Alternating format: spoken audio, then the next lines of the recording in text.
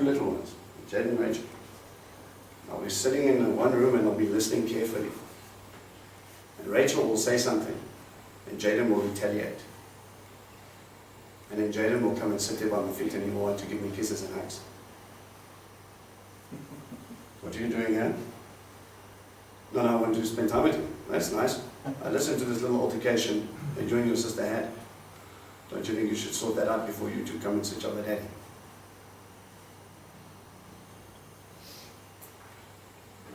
Would any good parent give love and affection to children that have just been naughty? Or would I correct the behavior to stop the behavior? That's right. And then bring them into the embrace of a loving Father.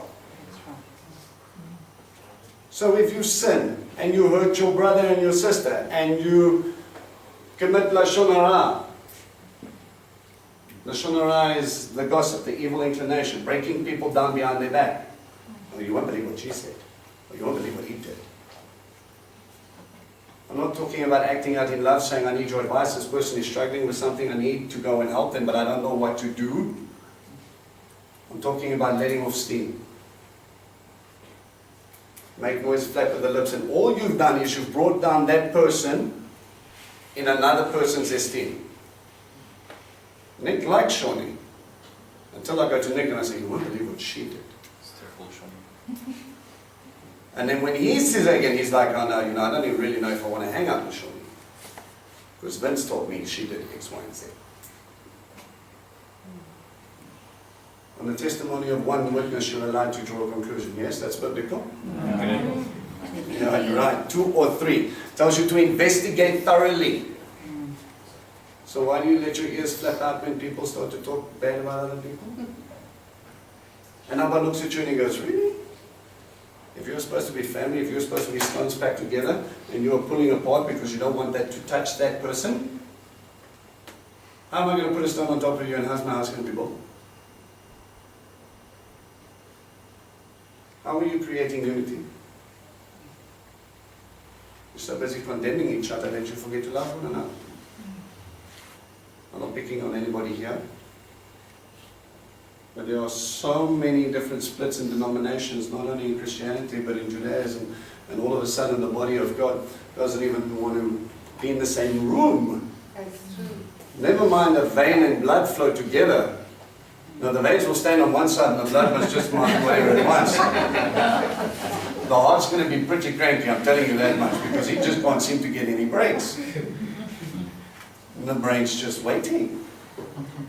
The body doesn't function if you don't get over yourself, if you don't link up. And once a year he says, all of those little things, and that's not even talking about all the times you actually offend him. Yeah. He says, once a year I'm going to wipe the slate clean. You will be forgiven. God doesn't wait for you. He stops your yearly cycle and he says, we're not going one more step until you come and sit at my feet and we have that conversation about why you said what you said. But Abba, I was angry and I'm really sorry. I was really stupid. I didn't really mean it. And I was just, you know what, I need your help to change. That's all I wanted to hear. I'm like, wait, now can we carry on? That's true. But before he makes you sit down, we run 50 miles. Or we ignore it. No, he knows my heart, it's okay. That's the problem. Teshuvah is not about knowing your heart. Teshuvah is about turning around and fixing up, making restitution. With the person I offended, because that hurts God's heart. And by me acting in a certain way, I also need to check in with him. So he promises you that after that day, your sins will be right, everything will be clean, you can breathe again. And then you come to Sukkot, build a Mishkan. What is a Mishkan there? For us to meet, for us to dwell, for me to be. And I love this in Hebrew. When they build it, he says, I want to dwell. The word there means in and sort of among. But when you see the Holy Spirit, the Shekinah come down and descend inside of, he still says in other places, I'll walk around the midst of your camp. He wants to dwell in and around. He was already showing you what the Holy Spirit was going to do. Much later. But you need to want to be there. He built that place for you. Messiah starts to teach you about that stuff. He does some stuff. The crucifixion in Pesach teaches you more about himself.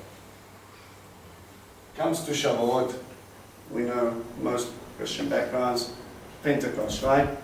This was the time what was poured out. The Holy Spirit. He starts to change you. Part of those New Covenant scriptures we investigated, it says, I will take out your stony heart and I will put in a heart of flesh and I will cause you to walk in my ways. I'm going to take out your stubbornness and your hard-heartedness. And the point of the Holy Spirit is to go, why wouldn't I want to be part of this marriage tent? Why wouldn't I want to be part of this group of people? Why wouldn't I want that with every fibre of my being? So I'm going to give up my Saturdays. And I get to spend time and do nothing, and I get to rest with him, and I just have a good time, and I stay focused on that. And he shows me more about myself, and he changes me. You're the problem. Not him. 10-minute warning. So what? Change my heart condition so that you will want to act out in love and keep my instructions. Messiah echoes this. What does he say about the instructions? If you love me, and how do we love God? Follow, keep. You want to be like Messiah. You want to be a Talmud that becomes like his rabbi. Walk as he will. And he echoes everything. He lives it out perfectly. Why? Because he wants to love his Father. See, this, again, we see this instruction, right? The word instruction means, Greek mind of thinking means very little to us. This is what you need to do and that's why you do it. But the word mitzvah in Hebrew is very different. The word mitzvah has a connotation. It means every time I do this, I bring a smile to my Father's face. So if I act out in love, and I do this because I know it's going to make him smile, then I don't want that smile to leave. You know, he only died to keep me safe. So why wouldn't I act out in that same love and reverence? And granted, in the beginning you really don't understand. How many of you have gone through moments where you sit down and you're like, why do you even bother with me? Why do you even choose me? And then you think you get some sort of handle on it, and then a year later you start asking the same question. This is a confirmation of what we received 3 times this week. God has put his seal upon our heart and upon our arm. And that's from Song of Solomon 6, about the intensive, intimate love relationship. He's made it easier for us for putting his seal upon our heart and on our arm. So that this is an intense, fiery love. The ash, ash of God. Why would he put it? Why would he use that expression? Why on your heart and on your arm? It's sealed out because, as you've mentioned a few times, love is really important. To love him with all of your heart. And what does that do to my arm? What you do. It's because this has changed that these start to change. Yes. Because this has changed, it changes the way I think. Changes the way I act. Changes the way I walk. There's something that happens when you get reborn, right? You look the same, you smell the same, but you don't act the same. Yeah. Something happened. It wasn't anything physical. It was something much deeper. That is an ongoing process of continual renewal. There's a piece of me that's stubborn and need to get rid of. About that piece of stone that's still on the outside, you must disappear, please. I don't like it. And you've got to continually come through it. That's why Yom Kippur is so important. It's not that we need to make different offerings now. Messiah is our offering. But I still have to confess my sin and take responsibility that it was me. Yeah. And when I do that, I understand that I can't blame anybody else. I'm responsible for my reaction.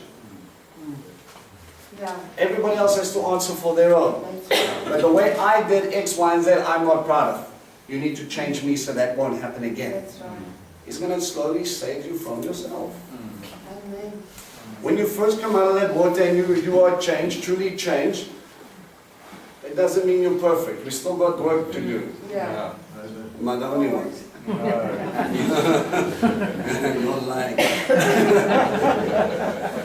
We've got to go through that process and we've got to acknowledge that so we can let Abba do his thing. Because there's the kicker. When this Torah came down and it was given external, the New Covenant talks about the Ruach HaKodesh coming to write his Torah on our hearts.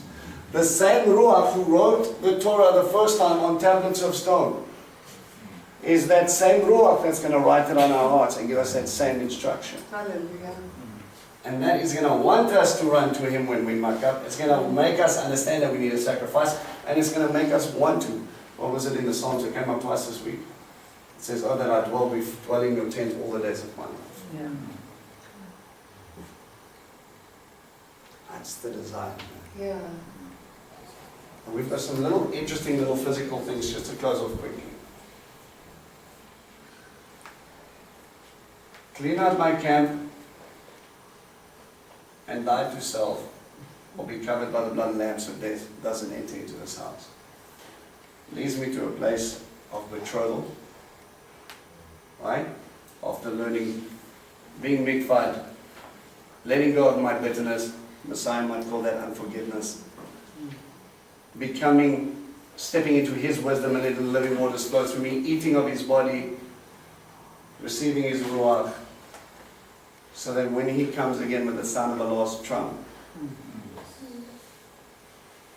Judgment Day, dwelling forever. Guys, when you study these things, he says they are for you for eternity. He doesn't say celebrate these things until Messiah comes. The fact is, Messiah adds to these things so that you would want to celebrate it more. It becomes a bigger occasion. And you can sit at your feet, and you can sit at Abba's feet, and you can realize that you were chosen. Well, he gave you an invitation. And he says, I've set a place for you. Is this parable something that the Messiah would say? There was a wedding feast, and the guests all made excuses. No, I'm washing my hair. No, this is too hard. No, I like quad biking in December. What excuse you going to give him? He says, gather those who want, gather those and say, look, you weren't originally invited, but there's a place for you. Are you keen? Who wouldn't want to sit at the king's table? Break bread with him. You know, people, and in many different, and I mean, I've been grilled quite a bit by Jewish people and general Christians. I say, yeah, but you don't have to do those things. It's funny enough, both had the same argument. Jews are, you're not Jewish. No, you don't have to worry about that message. Don't worry about any of that things. Christian, no, that's Old Testament. You don't have to worry about those things. He said it's eternal. God could have used a different word if he didn't mean eternal. But I look at them and I always ask one question. You say why not? Or you know, why should I? Why do you want to do all these things? And I look at them and I say, why not? If this brings a smile to my Father's face, if this tells the world who I belong to, I'm making no bones of contention about who I belong to. Why wouldn't I want to be there sitting next to him? That's right. Sometimes we just need to get rid of all the theology and all the ifs, maybes, and buts, and this and that, and we just have to stop and we have to look at the pictures he gives us, and he goes, man, I've got to come out of my sin. I've got to take hold kick death, leave it behind, leave my bondage. I've got to become new. I've got to hold on to Him. I've got to come into that betrothal, understand that who I am. Can I share just one with you there? Yes. You know, when Messiah is sitting there, what we call the Lord's Supper. And He goes, I will not drink of this cup until you say, Baruch haba Hashem Adonai. Blessed is He who comes in the name of the Lord. You know, that's what they utter when a groom walks down the aisle. Sorry, repeat that. That's why When a they Jewish groom walks down an aisle, that's what they say. The groom. I will not drink of this cup again until you acknowledge me as your groom. Just repeat it. Did it go past? A Jewish groom today, when he walks down the aisle, you know, normally we have the procession of the guy just waits there nervously hoping that she'll show up. Until the music starts, you're never quite sure. And she's deliberately late. Yeah, we do stays. Right? But when they do it, there's a procession that walks down. The groom will walk down, normally with his mom, but they will announce him with the sound of a shofar. And you will hear someone saying, Baruch haba b'shem Adonai. Here comes the groom. Oh, wow. And Messiah is saying, wait. Why? Because when they get betrothed as well, there's a kiddush. Some people like Ken, some people pour sand. What do? We have a covenant meal. You say the blessing and you drink wine together. And you've accepted that covenant in its fullness. I know who you are. I know why you're here. And I will take you as everything that I have. I give everything I am to you.